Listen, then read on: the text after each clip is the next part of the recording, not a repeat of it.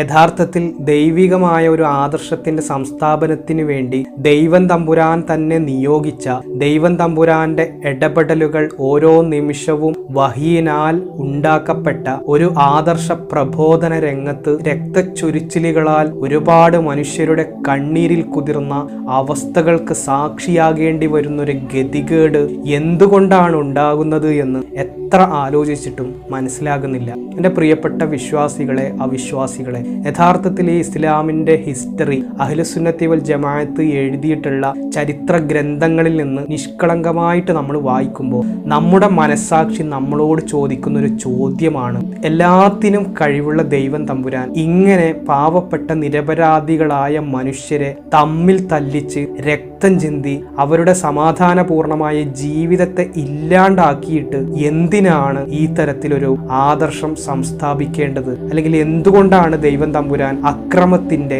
അനീതിയുടെ, അധർമ്മത്തിന്റെ വഴികൾ സ്വീകരിക്കേണ്ടി വരുന്നത്?